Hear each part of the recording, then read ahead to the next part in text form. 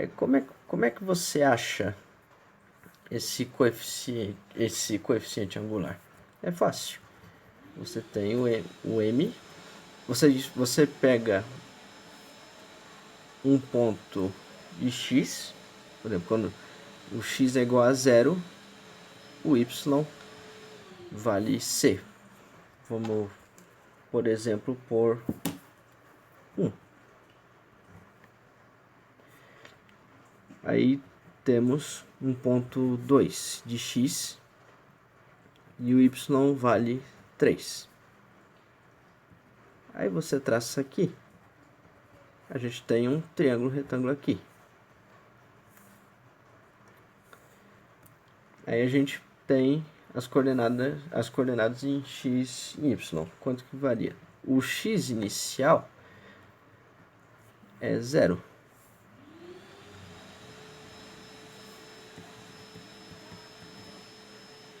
O x final vai ser 2.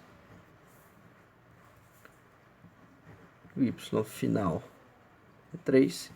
E o y inicial é igual a 1. Aí a gente faz um ΔY sobre ΔX,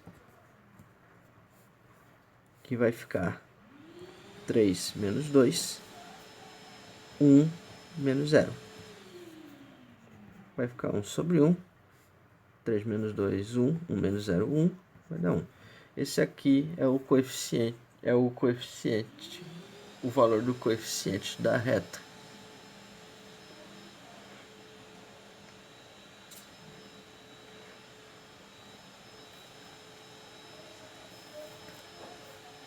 Você achou o valor da inclinação da reta. Aí tem a equação vetorial da reta, que, como no exemplo anterior, você precisa de vetores para escrever essa equação. Você precisa do vetor e do ponto. Você tem um vetor AB, que é igual a B menos A. Só que vamos imaginar que o ponto B, você não sabe as coordenadas dele. Ficam coordenadas genéricas x, y e z.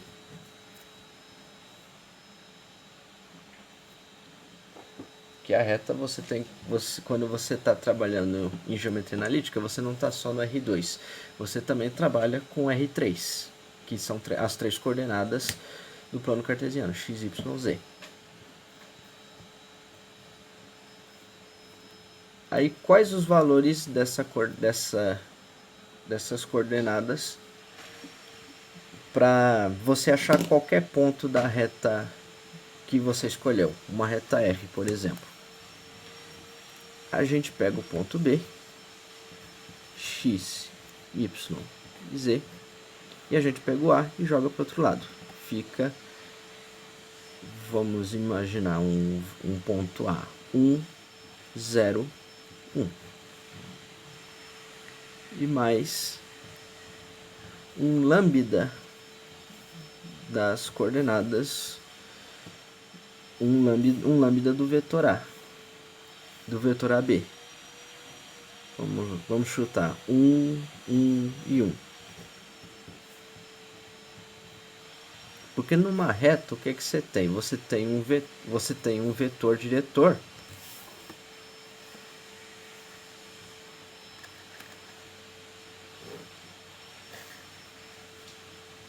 Você tem um vetor diretor. Só que vamos supor que esse vetor ele tenha coordenadas 0 e 1. Na matriz transposta. Mas você pergunta, poderia ser 0 e 2 ao invés de 0 e 1? Poderia, porque o que você tem é um vetor representante deste outro vetor na reta. É um vetor múltiplo.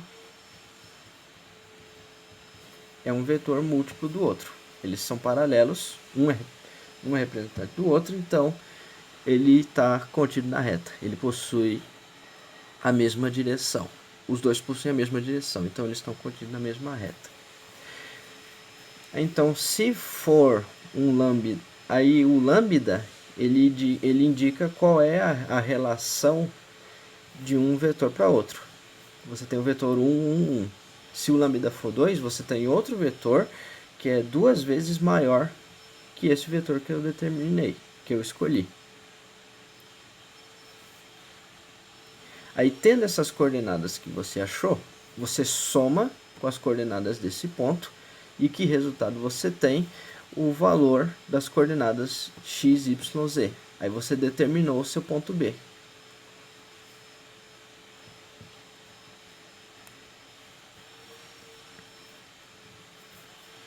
Aí a equação simétrica da reta. Você pega... primeiro teria que começar pela paramétrica. Equação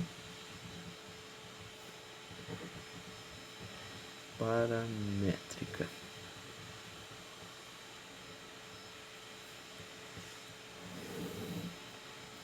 Que na equação vetorial aqui, tá, você consegue visualizar. Mas como é que eu deixo isso mais bonito, mais fácil de visualizar, mais bonitinho de se visualizar?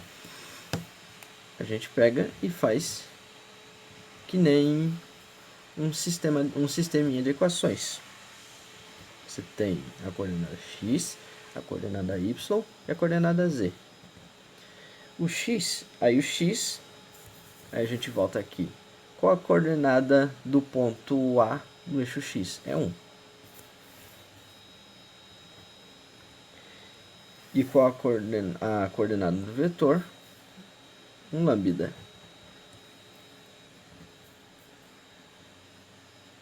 Aí aqui você tem uma equaçãozinha genérica para a coordenada x do ponto B. Aí para qualquer lambda que você pôr aqui, você soma com 1 e você tem a coordenada x do ponto B que pertence a essa reta. Aí é a mesma coisa com os outros. A coordenada em y é 0 e o lambda é 1. Fica 1 lambda. E no z, 1 e lambda, mais lambda. Aí está aqui a sua equação paramétrica da reta, com o lambda pertencendo ao conjunto dos números reais. Para qualquer lambda que você tiver aqui, você jogar nessa equaçãozinha, você acha as coordenadas do ponto que você quer, o ponto B, no caso lá em cima. Aí a equação simétrica, você faz assim. Você tem o valor, você tem as coordenadas do vetor.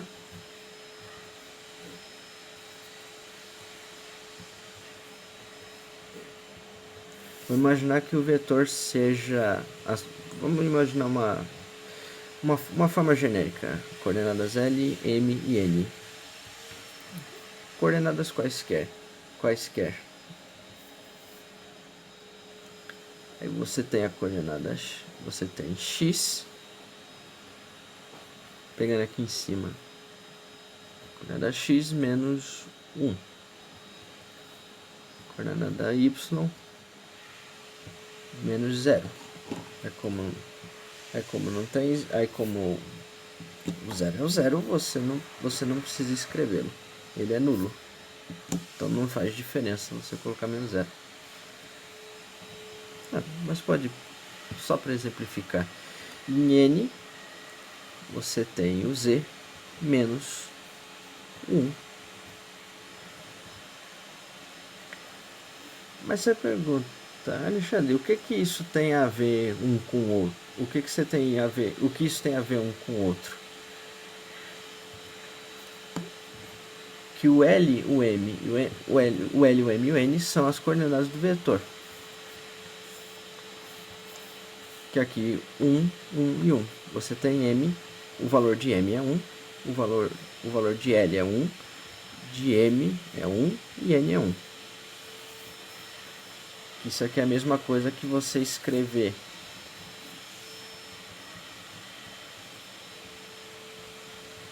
um valor de A qualquer do outro ponto, B e C, mais um L de lambda, mais M de lambda, mais N de lambda. Aí esses valores, o L e o MN, os valores deles serão os valores das coordenadas. Aí a gente acha a equação simétrica a partir da equação paramétrica. A gente pega o lambda, a gente mantém o lambda aqui, joga o valor de A para o outro lado, que é o que aconteceu aqui em cima. Fica o x menos 1. E a mesma coisa com os outros. Aí como as coordenadas do vetor aqui são todas iguais a 1, a gente não precisaria escrever, mas tudo bem. Aí o que que esses têm em comum? Todas essas fraçõezinhas que a gente escreveu, todas elas são iguais a lambda. O problema dessa equação simétrica é que ela só é válida quando as coordenadas do vetor são diferentes de zero. Porque vamos imaginar que o x valesse 2. 2 menos 1, 1. Só que você tem uma coordenada do vetor igual a zero. Isso não existe.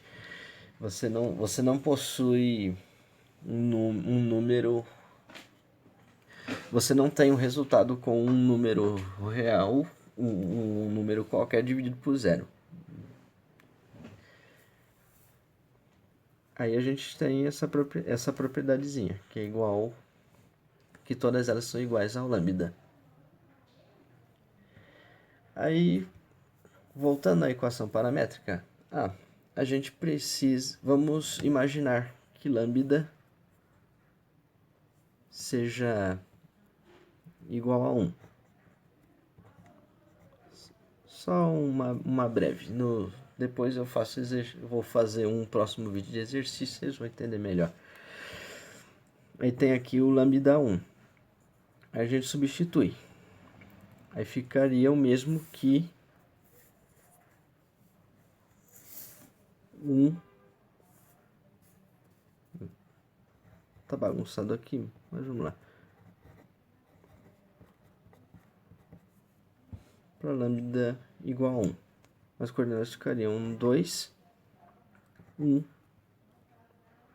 e 2. Aí para você resolver aí para você provar que um ponto pertence a essa reta, bastaria você pegar as coordenadas dele. Vamos imaginar que fosse 3, 1, 0.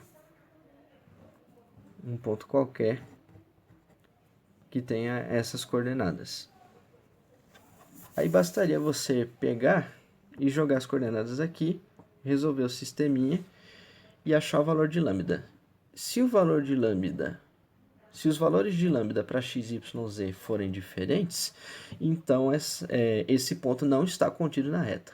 Ele só vai estar contido quando o valor do primeiro lambda for igual ao do segundo e ao do terceiro. Ok? Então é isso aqui, pessoal. Espero que vocês tenham gostado. E nos vemos na próxima aula.